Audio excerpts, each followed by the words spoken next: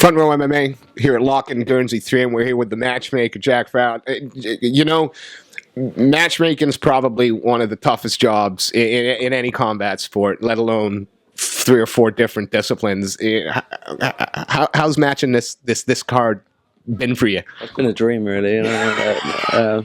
I sense some sarcasm there. Yeah, no, it's been the toughest year yet for dropouts and last-minute replacements and all that sort of shit. So, well, we know Thursday evening, your main event, you lost a fighter from the main event.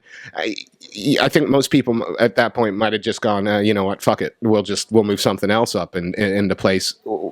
How did you get this guy to come? How did you get this guy? And more importantly, how hard did you have to try? How hard did you have to look?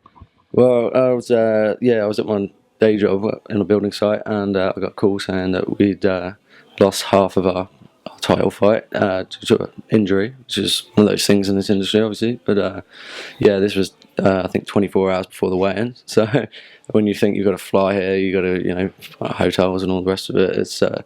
It's no mean feat trying to find a replacement. So I was literally just dodging my boss all day on the site, trying to phone every gym I ever had any contact with in the past. And then when that failed, I was going through Google and phoning every gym. But we were lucky. I mean, some of the coaches put us on to promoters in England who have pools of people they can ask and things like that. And in the end, we just came out trumps. We found one gym, fair play to Lewis Clapham for jumping in right at the last minute, and his team, Macmillan, for allowing him to do it. So we spoke to your media officer a little early, Shane Rosman, and he was intimating that never say never, but Lock and Guernsey 4's got to be a shoo-in, right? Well, I mean, yesterday it was never going to happen again. It was the last year. It was going to be put to bed. And then as we were taking the cage apart earlier, I overheard my co-partners discussing light displays and shit for next year. So fantastic.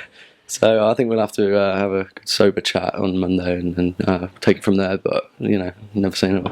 You got a chance. You got the chance to see some of the fights, some of the matches you put together. How pleased are you with how the event has gone tonight from beginning to end?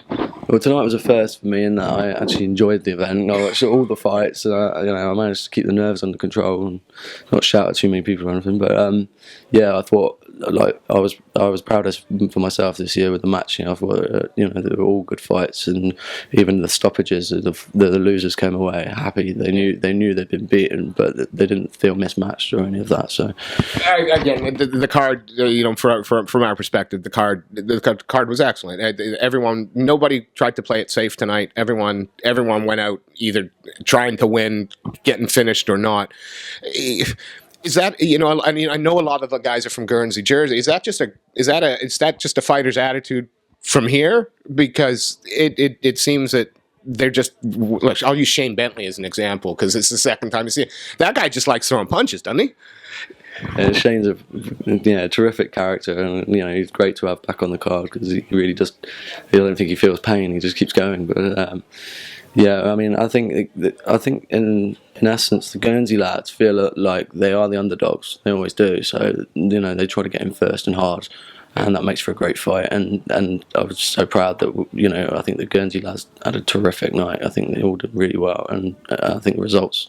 I'm not quite sure. I have to have a look back, but I think they show that. So yeah.